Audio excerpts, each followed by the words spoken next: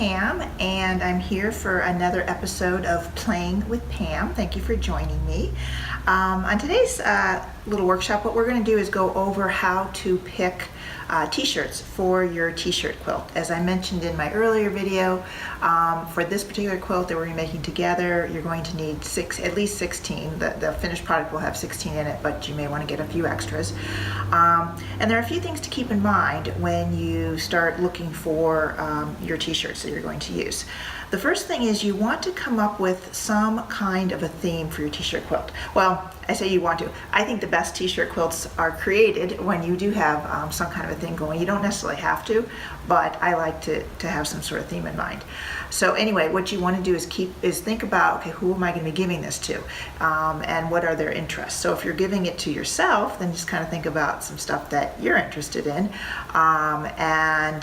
it could be places you've lived, it could be hobbies you're interested in, it could be sports teams you're interested in, could be really anything that has some sort of cohesiveness to it. And if you're giving it to somebody else, you want to do the same thing. You want to think about that person and think about what's important or meaningful to him or her.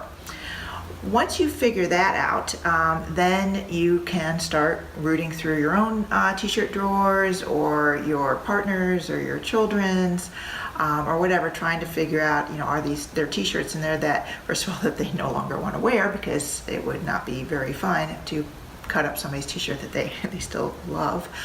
So I'd definitely get permission if you're using somebody else's. But if you can't find any that are suitable, or you need more, and that's likely going to be the case, then you just need to go out to your local thrift store and start rooting around and see what they might have there that fits into your theme.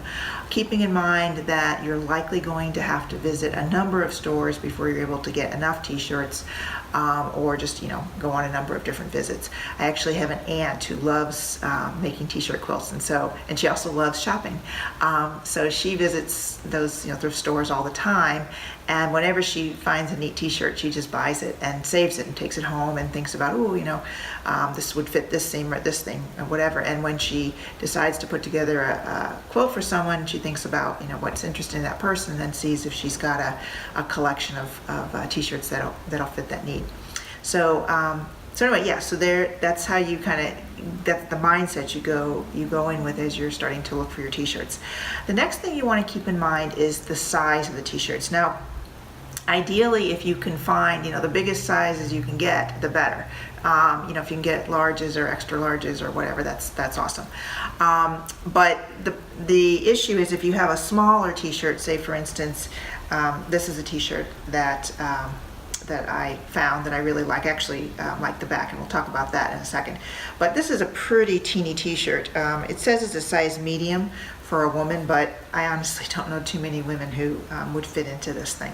But anyway, so this is going to be a little bit challenging in terms of making it fit a 15.5-inch square. In fact, I happen to have my square under here, and if you hold up the square to the t-shirt, you can see it's not going to cut it.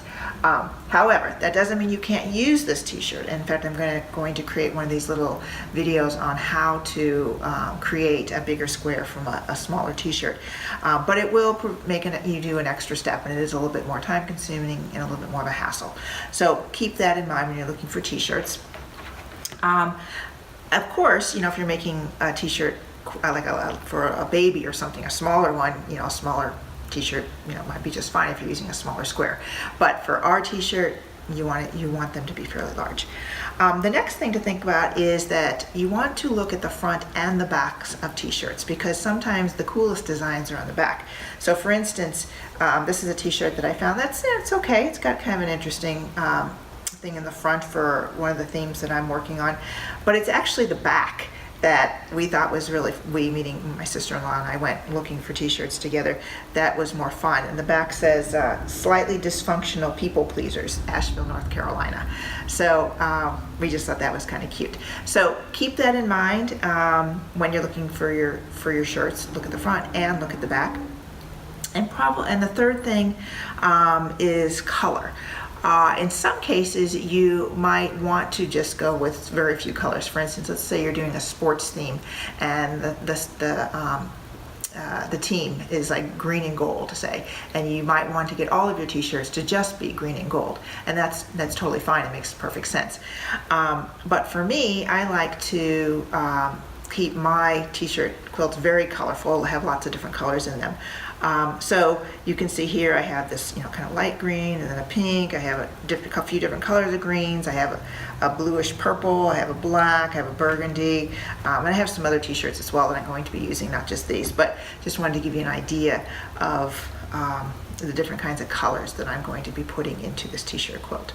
So that's pretty much it. But it definitely is important that you have an intent, go into your t-shirt hunt with some sort of an intentionality, so you're not just grabbing whatever happens to be available. You want it to make some sort of coherent theme. All right, I think that's it for this little video, and I think the next time I see you, we will be t-shirt shopping. All right, thanks guys. See you next time.